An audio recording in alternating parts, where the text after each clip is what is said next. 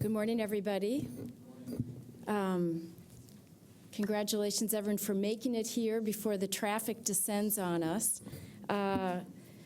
My name is Nancy Lindborg. I'm the president of the United States Institute of Peace, and I'm delighted to welcome you here this morning, both those of you in the room and those of you who are joining via webcast. We're very pleased to be able to host today a conversation with Ambassador Don Booth, the U.S. Special Envoy to Sudan and South Sudan, on his last day.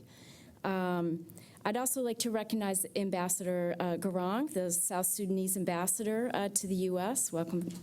Pleased to have you here with us. As many of you know, USIP was founded in 1984 by Congress, dedicated to the proposition that peace is possible, that it is essential for national and international security, and that it's a very practical undertaking. And we work with partners around the world to help equip people with the tools, the knowledge, and the training that helps them manage conflict so it doesn't become violent, and to resolve it when it does. And we have had a long engagement, as many of you in this room have, with Sudan and then Sudan and South Sudan, as has our government. This has been an area of deep bipartisan concern and support for several decades. And unfortunately, despite a lot of important efforts, a lot of important results, including finally an end to a terrible North-South civil war, a peaceful referendum and election, we are still seeing continued conflict and divides that afflict both countries, including a vicious new civil war in South Sudan. And just over a month ago, we gathered here at USIP with a panel of experts who expressed a uniform, deep concern about the warnings of ethnic cleansing and even possible genocide in South Sudan. And while the government of South Sudan recently announced a national dialogue, we have seen, unfortunately, little movement on either humanitarian access or the reduction in violence among the armed opposition. We're seeing ongoing fighting in the Equatoria's region where families are displaced. We saw a camp in Uganda go from grasslands to a refugee camp of 500,000 displaced families in just over 6 months. And 1/3 of the population has been categorized as severely food insecure. That means nearly 5 million people are approaching famine conditions. And there are challenges in Sudan as well, where negotiations on a cessation of hostilities between the government and armed groups remain deadlocked. We see this in Darfur, southern Kordofan, and Blue Nile, and millions remain displaced as a result of sustained violence and insecurity. The U.S. administration has engaged in intensive negotiations over many months to make progress against these conditions. And in the announcement of the easings of sanctions this week, the U.S. administration noted progress in Sudan on humanitarian access, implementation of ceasefires, regional cooperation, and other tracks of engagement. We know that significant work remains ahead to support the Sudanese as they seek to create an inclusive, sustainable peace. We have seen that in a Khartoum-based national dialogue, there has been space for real and vibrant conversation, but we also have seen limited space for civic and political opposition to discuss or debate key issues, and many of these who are believed to be linked to recent civil disobedience or political opposition remain or have been detained. So the bipartisan support as we look ahead will be absolutely essential. We hope that soon a replacement for the essential role that has been played by Ambassador Booth will be forthcoming soon. And today we're delighted to be able to hear from Ambassador Booth. And I'm very pleased that our own Ambassador Princeton Lyman, a senior advisor here at USIP, is here with us for today's discussion, and he will moderate the conversation. I think most of you know Ambassador Lyman, his long commitment to these issues, his previous stint as a special envoy. And with that, it is my great pleasure to introduce our guest speaker, Ambassador Donald Booth. I first met Ambassador Booth in Ethiopia, where he was ambassador. He knows the region and the issues extremely well. He was appointed U.S. Special Envoy to Sudan and South Sudan in August of 2013. That's a long time in this kind of a position where he's spending a lot of time on the plane and working tirelessly to address these critical and very sobering issues. This is the cap of a long and distinguished career in the Foreign Service, where in addition to Ethiopia, he served as an ambassador to Zambia and Liberia. Ambassador Booth, we deeply appreciate all that you've done on this critical portfolio and throughout your career. We thank you for tremendous amounts of dedication and commitment, and we welcome you here today to hear your reflections. Please join me in welcoming Ambassador Booth.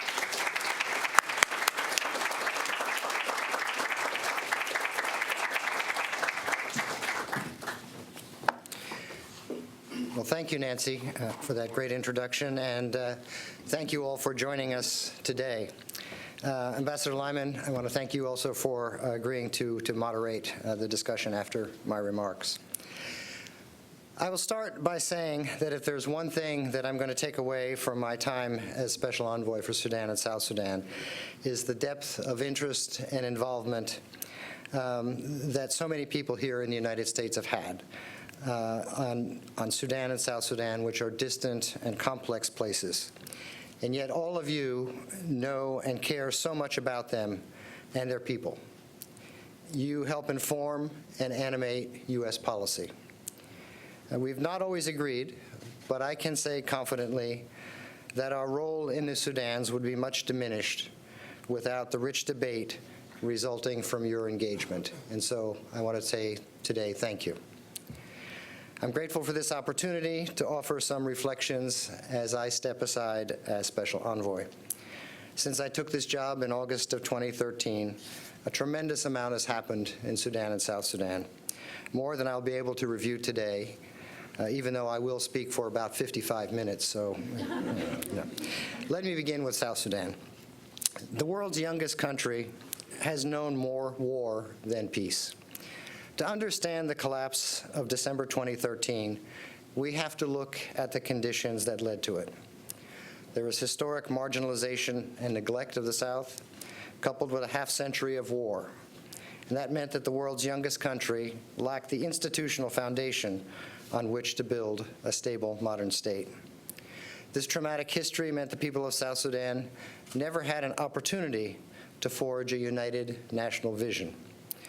Despite billions of dollars in aid designed to build state capacity, and that effort, I think, is worthy of its own critical review, the nation's leaders struggled to make the transition from insurgent movement to governing class. Thus, it may not be surprising that the South Sudan I encountered in 2013 featured leaders with a sense of entitlement and focused on securing power and wealth, not state building. 2 years after independence, we saw critical initiatives such as drafting a permanent constitution, pursuing reconciliation, and implementing economic reforms, drifting and stalling. Meanwhile, the influence and authority of the security organs were expanding. The root causes of South Sudan's conflict were already manifest by the summer of 2013. Indeed, they had been present even before independence. For a time, they'd been papered over by the shared goal of independence, but they were always there. Tensions over the border, the early stages of the economic crisis, ethnic conflict in Jonglei and other areas, the proliferation of militias, intercommunal animosity and bloodshed, and political instability at the center. These were all on the rise when I began the job in August of 2013. So too was the eagerness of President Kiir to eliminate alternative points of view and consolidate his own power. The July 2013 dismissal of the cabinet and the firing of Vice President Riek Machar jolted the country. In December, when President Kiir took steps to tighten his grip on the Sudan People's Liberation Movement, was followed by a struggle in the Presidential Guard, followed by targeted killings of Nuer in Juba, and that triggered the civil conflict that continues today.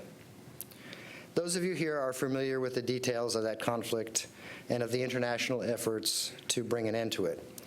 But I'd like to start by saying a word about the role of the region. It's worth emphasizing that faced with a civil war on their borders, the IGAD countries did come together. They agreed to mediate between the warring parties.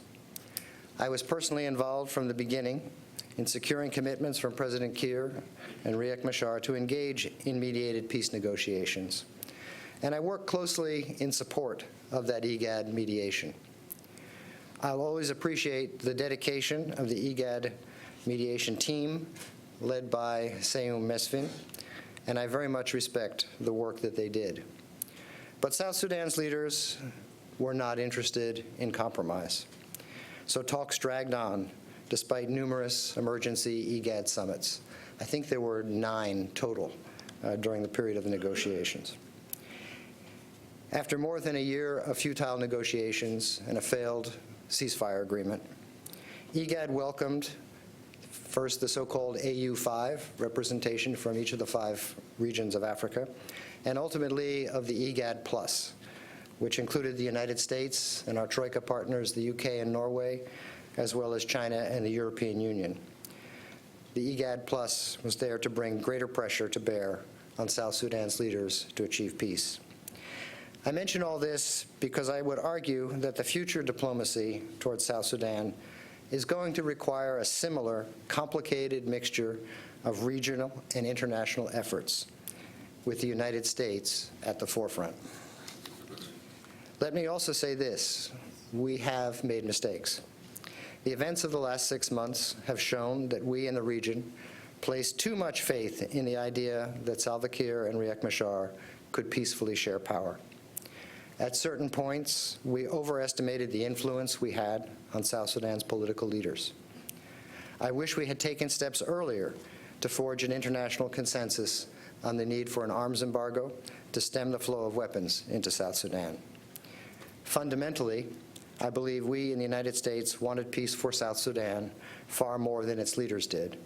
And like the people of South Sudan, we have been unable to ensure that the interests of the unarmed civilian population are valued more than those of the leaders who are empowered by personal armed forces. History shows this. In May 2014, Secretary Kerry, during his visit to Juba, secured agreement to pursue peace talks on the basis of a power-sharing arrangement within a time-bound transitional government. We then championed the notion that a peace agreement had to be more than a power-sharing deal among combatants, that it needed input from other South Sudanese parties and civil society organizations, and that it had to prepare the way for reforms needed to make South Sudan a viable nation. President Obama's personal efforts during a visit to the region in July 2015 spurred a final, unified regional push for Kiir and Machar to finally sign the peace agreement in August 2015. Given subsequent events, however, I recognize that there is a temptation now to discard the agreement. I would strongly caution against that. It really is more than an agreement between combatants. It's a blueprint for reforming the South Sudanese state, one that remains as valid as ever in its provisions to install in one of the world's least developed countries important constitutional, economic, security, and justice reforms and institutions. The agreement required that the combatants who signed it avoid violence long enough for these reforms to be agreed upon and implemented. But sadly, that did not happen. I recognize that at present, there is no functioning ceasefire. The government is not representative of all South Sudan's political factions, and there is no serious work underway on reforms. But these remain worthy goals, and I would argue that the agreement is not a hollow accomplishment. It remains the point of reference in statements by both the government and the opposition, and we should continue to encourage a return to the foundations of that agreement, and we should be present when the conditions shift to allow for its sincere implementation. I often hear the argument that the United States is somehow not doing enough in South Sudan. It's worth recalling all we have done, both before the conflict began in December 2013 and since the signing of the peace agreement. The United States maintained its presence in South Sudan, even at the most difficult and dangerous times. That was not easy. We continued to push for political agreements that would allow a cessation of hostilities to hold. We spearheaded fundraising among donors to support key institutions of the peace agreement. We sought to organize the international community to help stave off economic disaster. And we have led the international response to the humanitarian crisis that Nancy referred to. It's actually the latest estimate from the UN is 7 million people in need of emergency food help. We responded with $1.9 billion in emergency humanitarian assistance since the start of the conflict.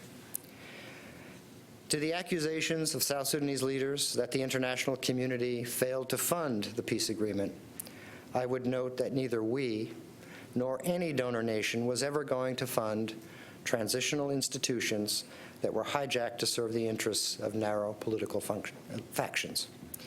If the leaders had truly embraced peace, the United States and other members of the international community were prepared to help consolidate that peace.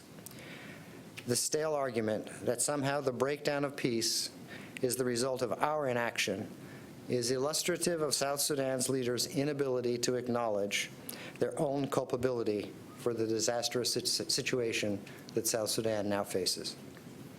Moreover, their recent false accusations that the Troika is plotting regime change in South Sudan are both egregious and deeply offensive.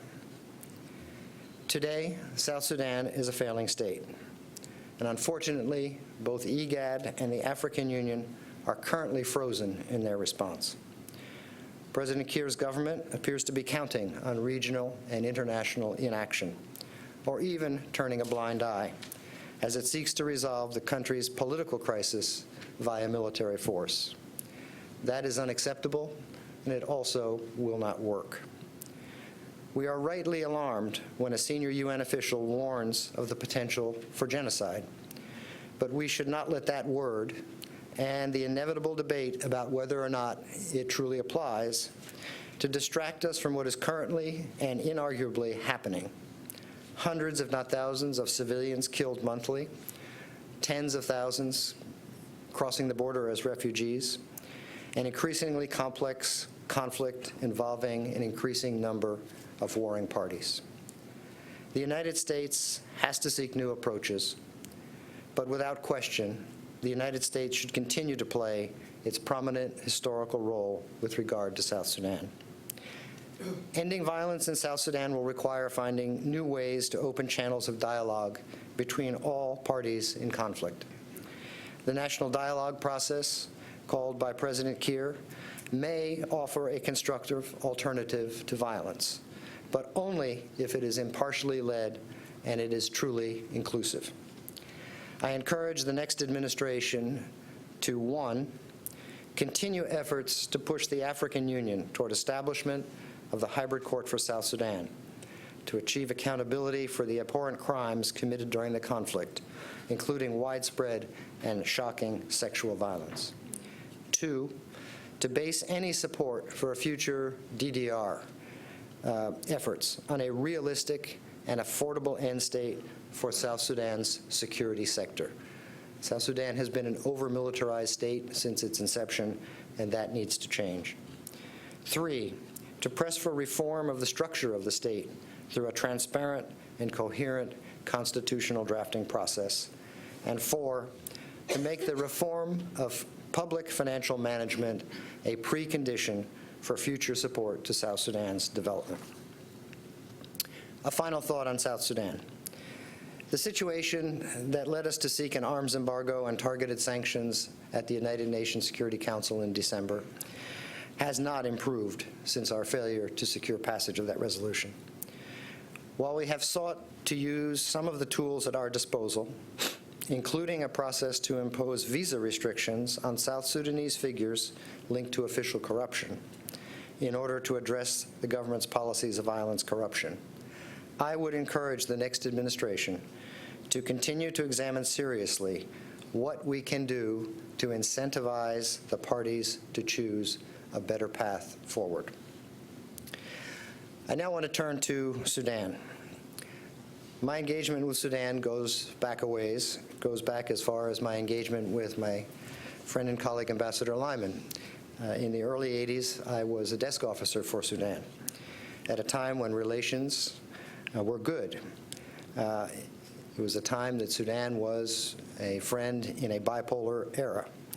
And because Sudan was on our side in that struggle, we provided aid and political support. However, as the conflict in South Sudan resumed, beginning in 1983, and those supporting international terrorism gained power in Khartoum, we found that our governments shared very few values or interests. Since that time, we have sought mainly to engage Khartoum through pressure, to prod them to peace talks with the South, to end support for terrorism, to stop the horrific abuses in Darfur, and to allow humanitarian access to address the suffering of the Sudanese people. This approach had mixed results. We have seen incremental bursts of positive news, certainly the signing of the Comprehensive Peace Agreement in 2005. It showed that diplomacy and the incentive of sanctions relief could bear fruit even with an unfriendly regime. We've also had setbacks, such as failures of the numerous Darfur peace agreements and the renewed outbreak in 2011 of conflict in the two areas. The independence of South Sudan was a moment of great hope, but also one of great tension and anxiety.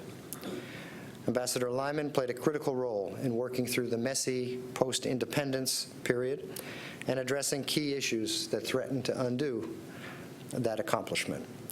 Fortunately, and thanks to efforts by President Mbeki and the African Union High-Level Implementation Panel, as well as Ambassador Lyman and his Troika colleagues, Juba and Khartoum signed the 2012 cooperation agreements that plotted a course for the two countries to live side by side in peace.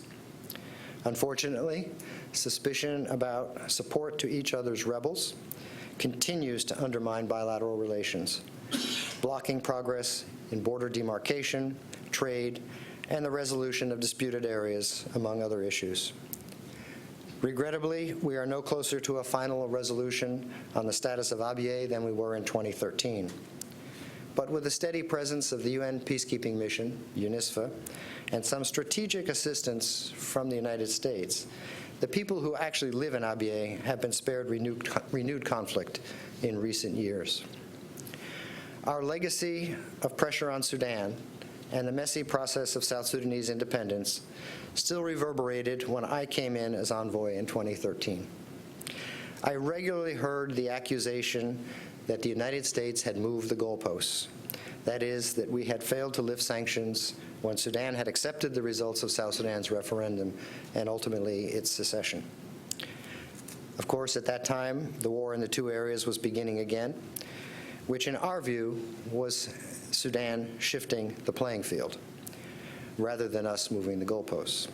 This created a lack of trust that productive engagement could be possible between our countries. This meant we had no leverage or influence over Khartoum's decisions. I wanted us to go beyond this unproductive game of tit-for-tat accusations of bad faith. I believed there was an opportunity to build something that would have significant positive impact for the people of Sudan and also serve our national interests. A breakthrough came when we invited Ibrahim Gandour, who was then an advisor to President Bashir, he's now the foreign minister, to visit the United States in February of 2015.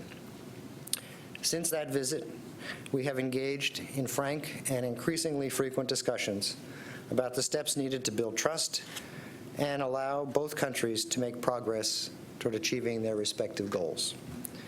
In this process, our goal was constant: ending internal conflict in Sudan and seeing Sudanese address the root causes of instability that have plagued Sudan since independence.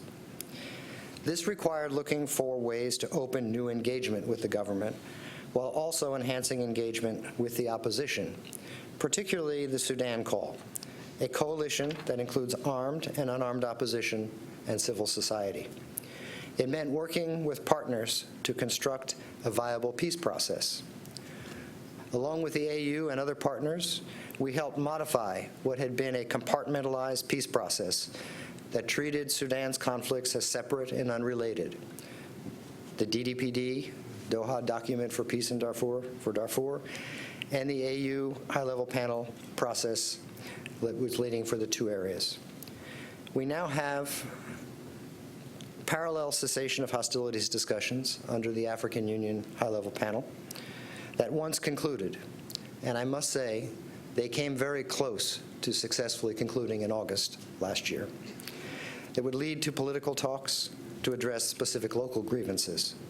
And ultimately, these would lead to participation of the opposition in an inclusive national political dialogue, as both government and the Sudan Call committed to in the roadmap of March 2016. This national political discussion was to address the systemic roots of conflict. It is imperative that all the parties continue to adhere to that roadmap. I want to pause here to note, and I can already sense that there might be some eyebrows raised in the audience, when I talk about the Sudanese opposition groups. And I must say that I think we need to be careful not to hold them in unquestioned high esteem. I think it is important to be clear-eyed about whom we are dealing with. I have found that some of the leaders of the Sudanese opposition, especially those with guns, are more than willing to ignore the interests and well-being of the ordinary civilians in favor of their own political ambitions. It seems to me that just as there are hardliners within the Sudanese government who hold on to the false notion that a military victory can be achieved, so too there are leaders of the armed groups who believe that they are right to fight on no matter what the cost to their people, until they get what they want politically. Power. For example, I just returned from Paris, where I met with the SPLM North, which I have been negotiating with, talking with for over 2 months now, on a proposal that would be very much of help to their people. They rejected this offer of the United States to deliver humanitarian medical assistance to people in their zones of control in the two areas. This is a huge missed opportunity to advance peace negotiations and to help the people that they claim to be fighting for. So even as we hold the government to its commitment to peace, we must also demand that the opposition set aside personal political ambitions and put their people first. I also know that many here have difficulty seeing the Sudanese government as a credible partner in a peace process. I understand what drives such thinking. But if we allow ourselves to be bound by a mindset such as that, we lose all hope of peacefully advancing causes that are important, including human rights of civilians in Sudan. We believe that there is a way forward that would motivate Sudan's government to take positive action while allowing us to advance a broad range of U.S. interests. The key was turning the latent leverage of existing sanctions into active leverage by putting sanctions relief on the table in exchange for improved behavior by the Sudanese government. We understood that if we wanted to get the government to overcome its doubts and lack of trust, we would have to offer a real incentive and prove we meant it. The 5 tracks of engagement that we launched in June 2016 required Sudan to undertake and sustain a series of actions over 6 months. If Sudan made progress and sustained action in all those tracks, we offered to provide broad sanctions relief. I want to note that this plan was initiated around a desire to end hostilities and improve humanitarian access. It was not the result of counterterrorism cooperation, nor was that the priority. Many have made this assumption in recent days, and I want to clarify the facts on that matter. Counterterrorism cooperation alone would not have yielded this result, this shift in U.S. policy. Since the end of June, Sudan announced a unilateral cessation of hostilities in Darfur and the two areas, and we have observed a significant reduction in clashes involving government forces.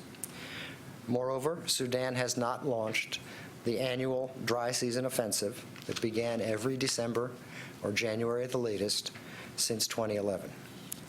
They now have extended their unilateral cessation of hostilities for 6 months, and they know that any resumption of offensive military action in this period would risk the reimposition of sanctions. Meanwhile, according to our assessment, Sudan has ceased providing material support to armed groups in South Sudan. Sudan has partnered with the United States on countering ISIL and other terrorist groups, as well as the threat of the Lord's Resistance Army. And finally, Sudan has taken significant steps to reduce ongoing obstructions to humanitarian access and to improve the environment for humanitarian organizations and the United Nations. However, much more progress needs to be made in the coming months. The key is to sustain momentum. We want to see Sudan make progress, not stand still, and certainly not regress. We have generated some momentum for a more productive bilateral engagement. This is not to say that there has been progress on every important issue in our bilateral relationship. But our 5-track engagement showed Sudan's government that if it abided by its commitments, we would abide by ours. And it puts the incoming administration in a better position with an interlocutor that trusts working with us. The Treasury Department issued general licenses that give immediate relief from the trade embargo. The January 13 executive order gives Sudan a path toward formal revocation of the trade embargo in 6 months. The next administration will have the ability to offer further incentives toward bilateral normalization or to reimpose some or all of the sanctions, depending upon the actions of the Sudanese government. I know many of you will take issue with our argument that you can cooperate with Sudan's government or that it has taken actions sufficient to merit last week's announcement. I respect your position, and I offer you this encouragement. Sustain your engagement with us. Continue to monitor and report on what happens on the ground, and provide us that information. The executive order that requires a report by the Secretary of State in 6 months says it must take input information from all parties, including NGOs. Please take advantage of that. When I met with President Obama in August 2013, at the beginning of my mission, he gave me a simple direction. He wanted to see, he said, 2 countries at peace internally and with each other. I wish I could say that is what we have today. It is not. But on Sudan, I'm optimistic. As I said, we leave the incoming administration with new opportunities, ones that would have been unimaginable 8 or even 4 years ago. Even relations between Sudan and South Sudan are more stable today, although they remain fraught with challenges such as Abyei. But the recent agreement on oil revenue between the 2 countries is a promising sign. South Sudan is as fragile as it has been since independence. Frankly, the international community struggles to find the tools to deal with leaders who hide behind the rhetoric of sovereignty while engaging in self-serving actions that undermine their country's future. I'm confident that only a truly inclusive national political process can begin to address the crisis in South Sudan. But I am less confident in issuing prescriptions about how to bring about such a process. Any process that simply rebuilds the SPLM, the Sudan People's Liberation Movement, is doomed to fail, as it will at best only solidify Sudan's status as a one-party state. Among my hopes in speaking today is to encourage the incoming administration to continue the tradition in Republican and Democratic administrations alike of serious, active engagement with Sudan and South Sudan. In Sudan, we have a rare opportunity to revise dramatically the terms of a historically problematic relationship in a way that serves our interests as well as Sudan's. In South Sudan, while I do not doubt that frustrations with its leaders will continue, I see a country whose citizens still look to the United States as a true friend and a force for good. This is a trust we should not break, even as we are forced to reconsider how best to help South Sudan achieve lasting peace.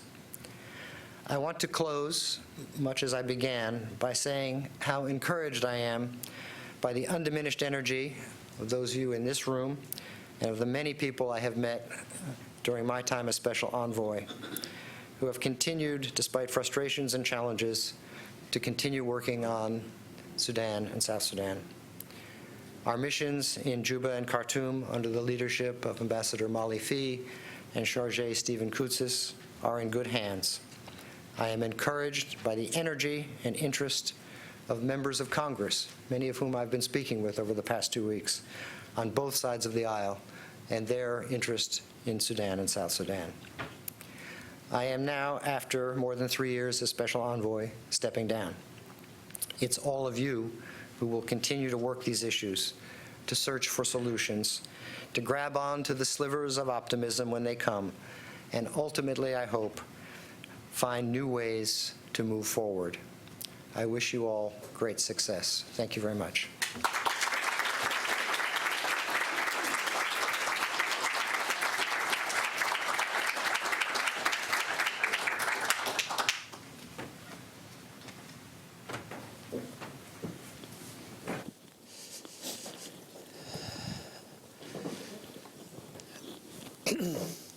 Don, thank you so much for what is really an extraordinary speech, candid, forthright, comprehensive, and perhaps controversial as well. No less so than the subjects you have been dealing with over the last 3+ years.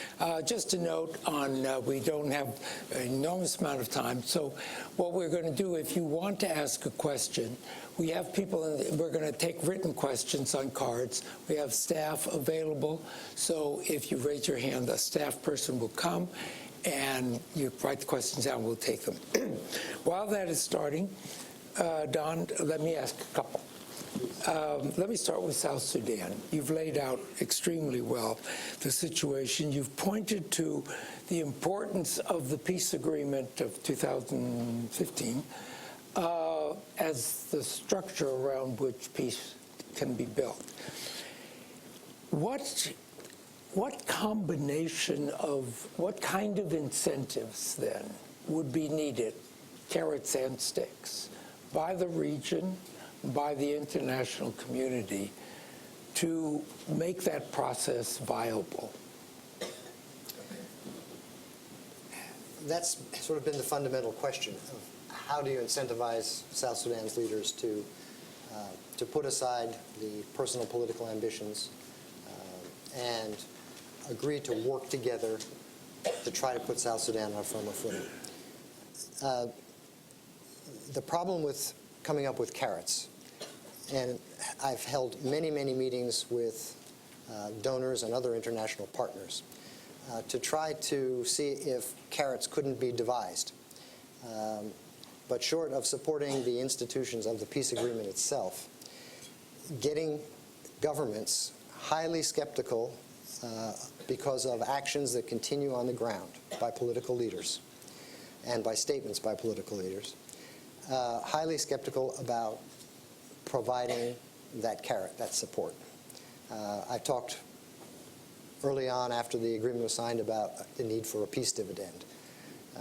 And yet what I found was countries said we will never get through our legislatures the ability to provide more funding until we see some progress. So there's a little bit of a chicken and egg. The other thing that we tried and also didn't achieve was really to use a bit of a stick.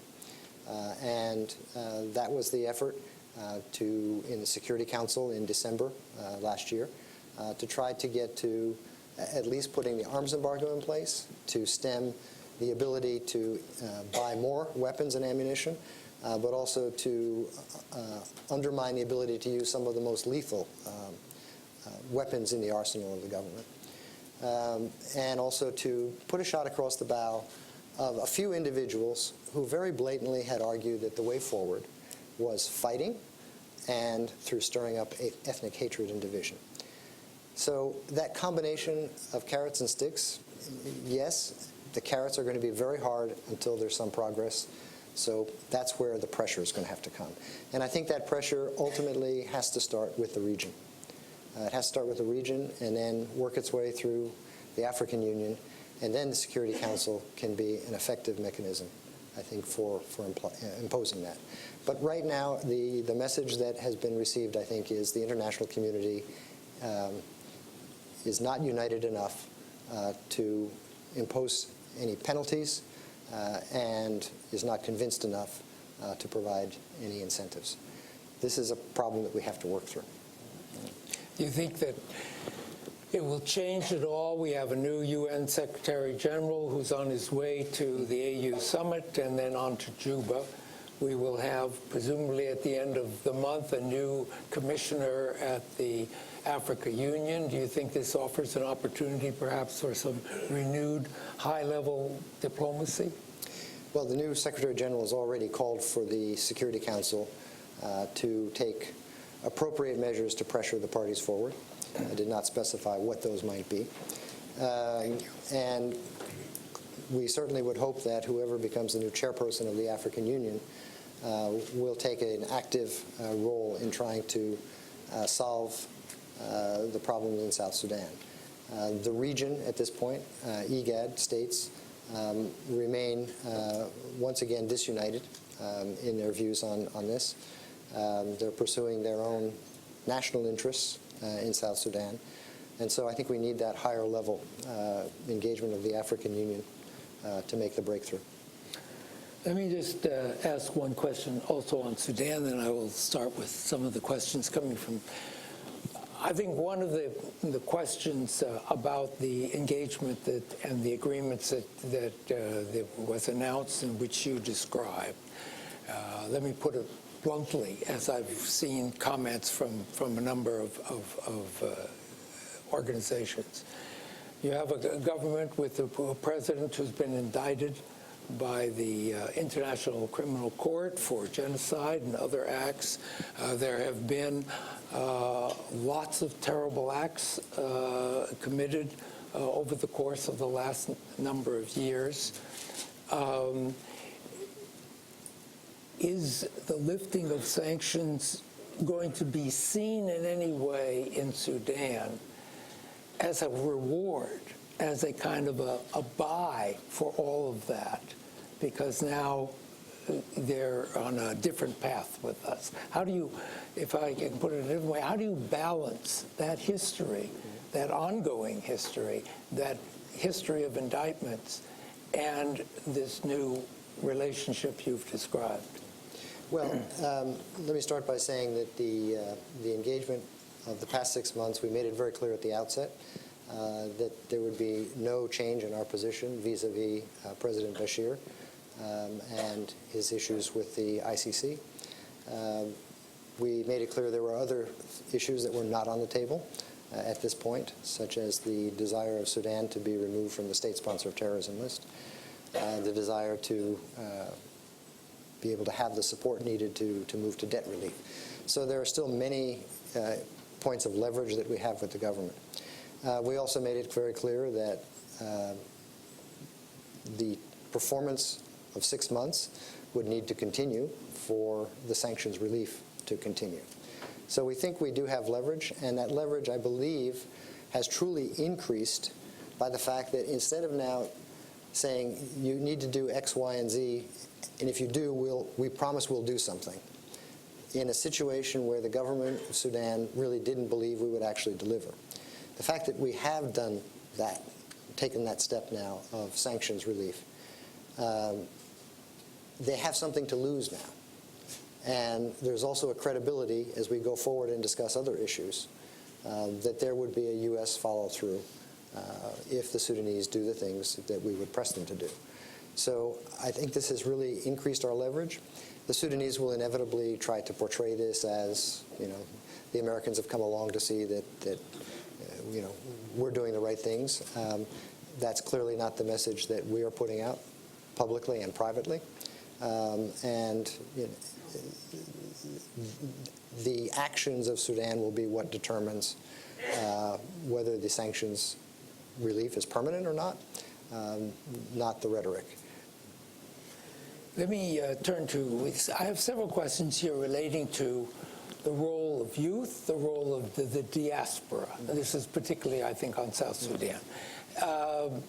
Obviously, those are two different constituencies, although they overlap, but I wonder if you could speak to both. We have some youth leaders here with us at USIP for a while. We've done that for some time. There are other programs like that.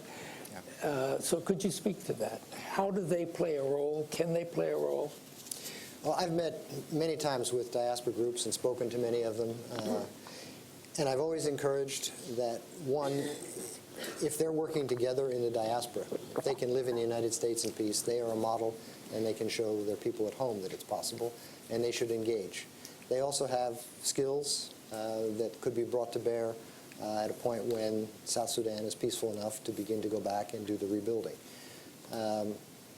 So I think the diasporas have a useful role to play. I think we need to be careful not to overplay the role that a diaspora can play, however. I've worked in many countries where I've seen diasporas who left during civil wars come back with their skills, with their great ideas, with their American or other ways of doing things, and are resented. And not just by senior officials, but resented by the people because they left when things were tough. So it's not always easy for the diaspora to contribute, and I don't think there's any magic answer for that. Youth, just like with women's groups, religious community, we tried very hard to include those voices in the peace negotiations. IGAD mediators agreed with that and tried very hard. We were defeated by the parties themselves, who insisted that if a civil society organization wanted to be at the peace talks, they had to join one delegation or the other. You had to take sides. That's how it was done during the CPA. I've heard more times, that's how it was done during the CPA. So in effect, it diluted those voices. Though I do remember one occasion during the peace negotiations when there were a number of groups, including a number of the religious leaders in the room, and the arguments between the government and opposition delegations became rather hot and heated. And so the mediation called a break, and everybody went out to get tea. And the religious leaders took members of both delegations aside and gave them a piece of their minds, and things calmed down. So there's certainly a value in that. I've also mentioned there was a youth meeting, organizations organized a meeting in Nairobi, I think 2 weeks ago, to try to talk about how to get a political process, an inclusive political process underway in South Sudan. And unfortunately, the government branded that as an effort to undermine the peace agreement and subvert the government. So there has to be an openness by those in power to listen to these groups, and we need to continue to encourage them in that direction. You mentioned the importance of constituting the hybrid court. And one of the questions is, what would that mean? Should the court be pursuing, for example, the leadership of President Kiir, former Vice President Riek Machar, others, as part of this evolutionary process, and how would that impact on your vision of a peace process? You said we're not for regime change, but what's the role of the court in this regard? The argument is often, and it's been made by many in South Sudan, that you need peace before you can have reconciliation and accountability. The problem is, how do you get to peace if people see that those who committed atrocities, who ordered atrocities, that there's no path to them facing accountability? Where's the trust? So the idea behind the court is it's up to the court to decide who it's going to investigate, who it might indict based on that investigation. There's a lot of information that's been gathered by the United Nations, by the African Union's Commission of Inquiry, led by President Obasanjo, by civil society groups. In fact, the United States funded an effort to document, allow civil society to document a lot of the information on what had gone on during the conflict. So there's a lot of information there that the court could draw on. I'm not going to prejudge who they should or should not go after. That's up to the court. But the sense that those who brought the country these horrific acts can face accountability of some sort, I think will begin to help South Sudan turn the page so that people will have confidence that their leaders will actually work for them, for their benefit, and not just for the benefit of the leaders themselves. I have several questions here about the next administration. One question, has this new policy on Sudan, or generally on South Sudan, been discussed with the new administration? Do you have any sense of the new administration's approach to these issues? This is a question I get from the press a lot, as I think does everybody else in the outgoing administration. The incoming administration has been briefed on the five-track engagement, but I am not in a position to opine or even guess at what positions the incoming administration may take. That would be inappropriate for me to do. We have to let them speak for themselves as to how they're going to tackle these. Part of my purpose today was to give some ideas for how to move forward on Sudan and South Sudan. But the main message that I wanted to convey is that these two countries, there's been a lot of U.S. engagement, a lot of bipartisan interest in, and we hope that the level of engagement will continue so that both of these countries can get to the point where they are indeed at peace with themselves internally and at peace with each other. There are several questions about various international actors, the UN peacekeepers, China, you mentioned the Troika. Are they playing a role now? There's been a lot of criticism of this in South Sudan in terms of its ability or willingness to protect civilians. You mentioned UNISFA in Abyei, evidently still doing a good job, but a lot of problems with UNIMID in Darfur.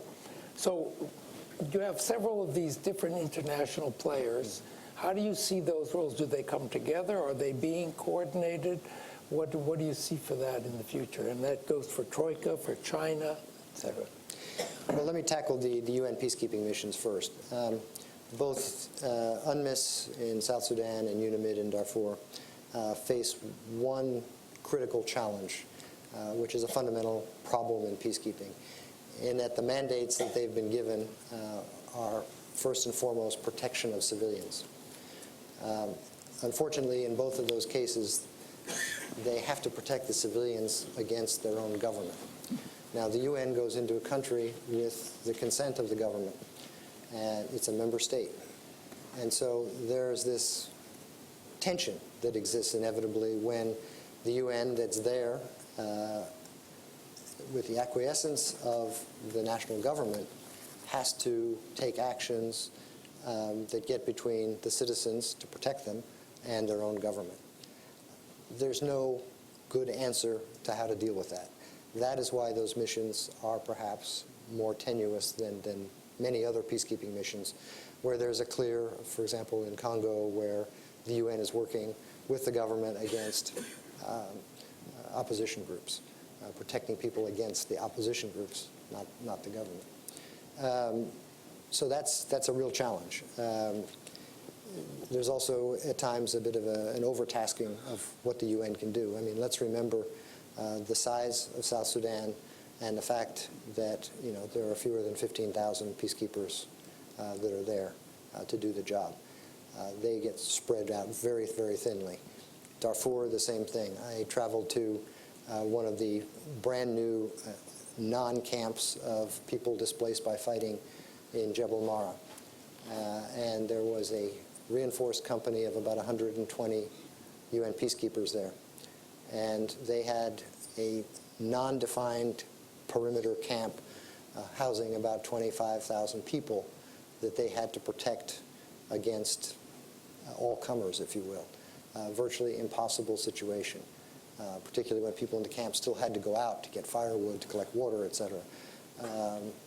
So I really do have to admire the efforts that the serious peacekeepers have undertaken to try to protect people in this very difficult situation. The role of the international community, I would say that in South Sudan, the international community was actually very united. And the engagement that we had with China in South Sudan was perhaps one of the best examples of cooperation between our countries, in that we shared common interests in seeing a restoration of peace and a sustainable restoration of peace, not simply a Band-Aid. We may have come at it from slightly different national interests, but those national interests coincided. In South Sudan, we work very closely with the Chinese. They're a member of IGAD+, and I've worked very closely with my Chinese counterpart, Envoy counterpart. Likewise, the Troika, the UK and Norway, and the European Union, all of whom have envoys. And now, actually, in the last 3 months, both Germany and France have appointed envoys to deal with Sudan and South Sudan. So many countries are actually increasing their focus. And this is quite a change from 2013, when the first meeting I went to was of the Troika envoys in Oslo. And my Norwegian, UK, and EU counterparts all announced they were leaving in 2 weeks. And none of them had a replacement. And it took the outbreak of conflict in Juba to get the UK and Norway to appoint new envoys. The international community has to work with the region, has to work with the African Union if it's going to be effective, whether it's working in support of the African Union high-level panel on Sudan, internal negotiations, COH negotiations, or on Sudan, South Sudan issues. We can't just go this alone. It has to have the backing of those who have the most to gain and most to lose. The same with South Sudan. IGAD can't be ignored, but at this point, as I say, IGAD does not have the cohesion that it had during the mediation period. And so we may have to look more to the African Union to help take that leadership role forward. A very specific question comes up on South Sudan again, if I can. It touches a little bit on your answer on the hybrid court. But you said that the current government in South Sudan is not inclusive. Now, there's some controversy about the role of the former Vice President Riek Machar. He was forced to flee the country after the events of last year. He's now, I believe, abroad in South Africa. Some people think he has to be part of the solution. Other people feel that it's better not. But it comes back to this question of inclusiveness. Who represents who? How do you get inclusiveness? Does he have a role? Are there new leaders that one brings forward? How does one deal with that? Well, I'll tell you and explain why we've taken the position that we have since July. And that is, it's quite clear that Salva Kiir and Riek Machar cannot coexist in the same government, in the same city, and both live, and not have yet another battle for Juba. So there's a very practical question of, if you focus it on individuals, and you then set yourself up for further violence. If you can look at it as interest groups, ethnic groups, political groups, then I think you can begin to have a way forward to start that dialogue. If you start the dialogue with two opposing poles who are going to create a clash, then that dialogue won't go anywhere. if you can start that dialogue with a broader group of people. And the other problem is, frankly, in the case of Riek Machar and President Kiir, is this notion, and this was a notion they very forcefully pushed throughout the whole mediation, peace negotiations, was that they were the ones that needed to be in the room, no one else.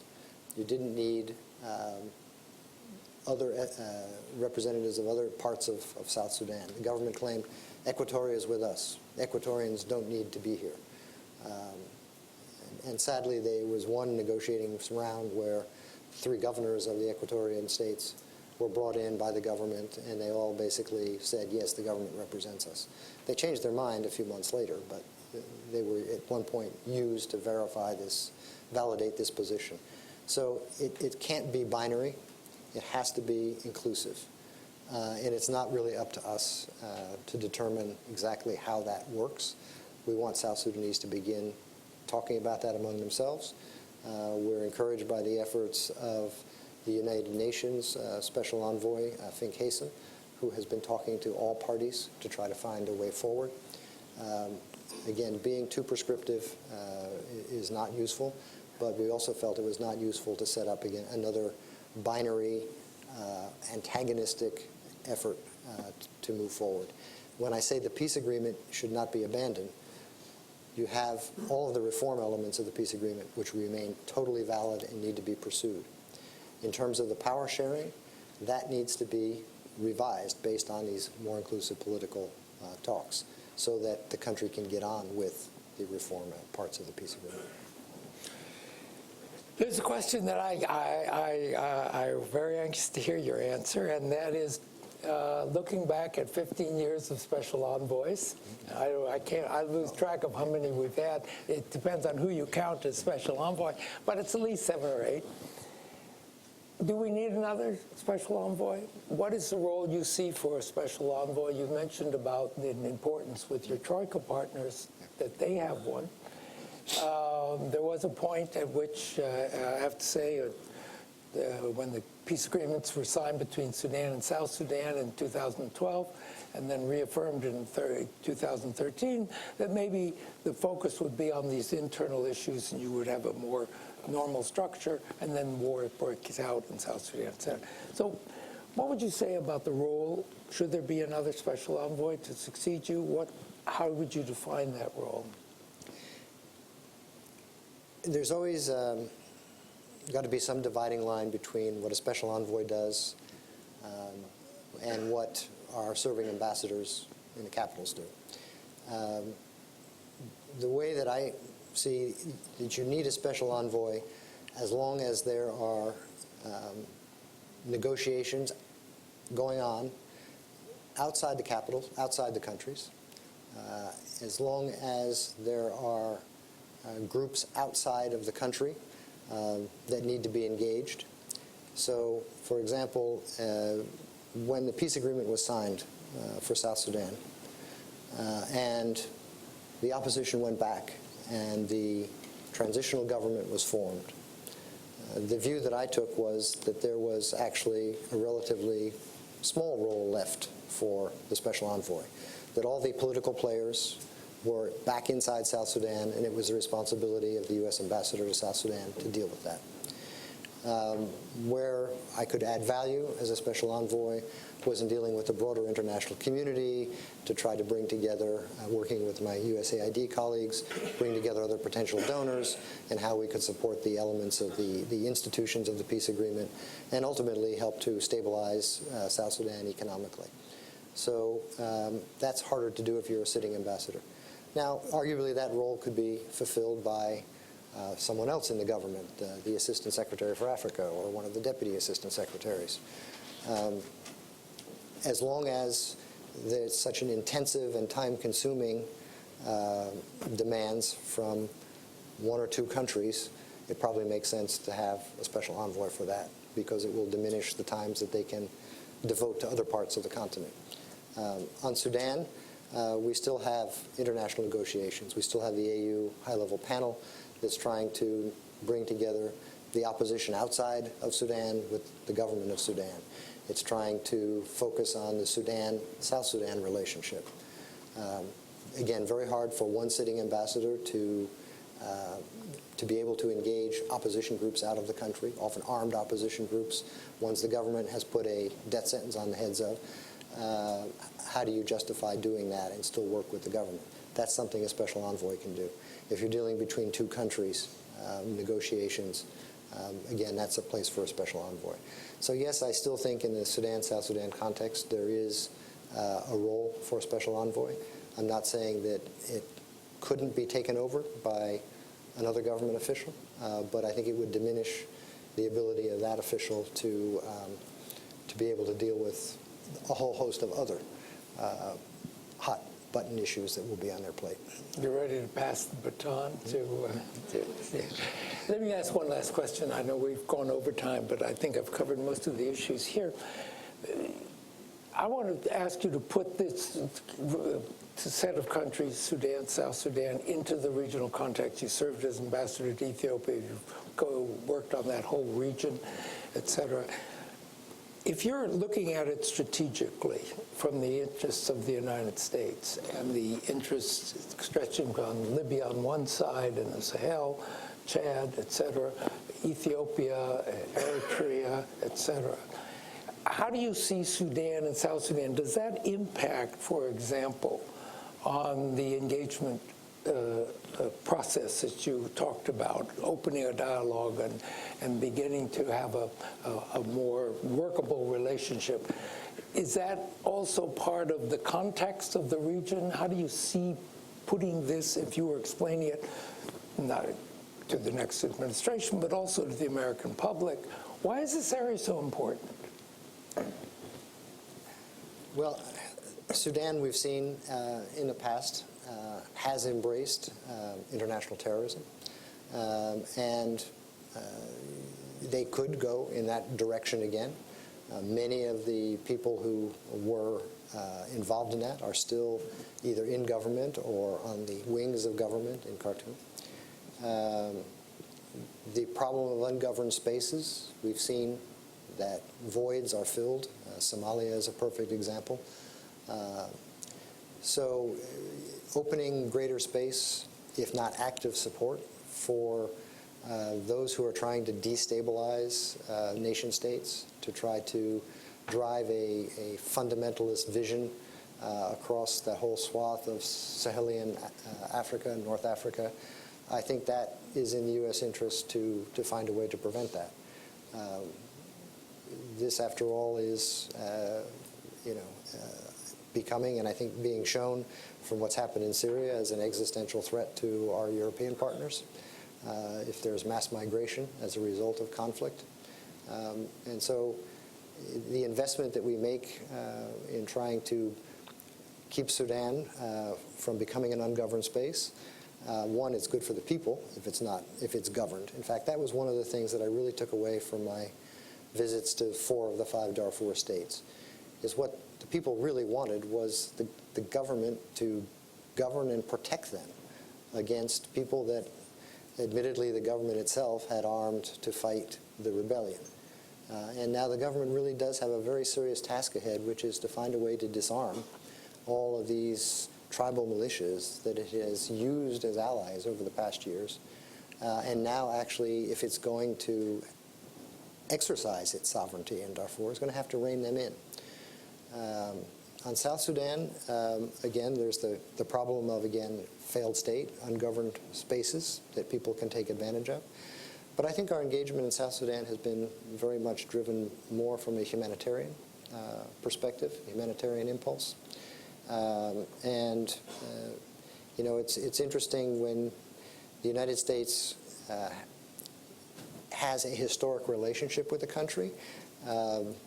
That also feeds a bit of that country looking to the U.S. to provide help and guidance.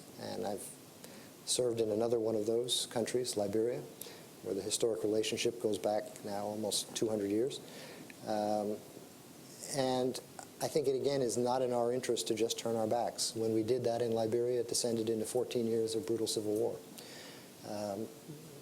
So staying engaged and trying to do what's good for the people whose interests we have had in mind and advocated for the past decades.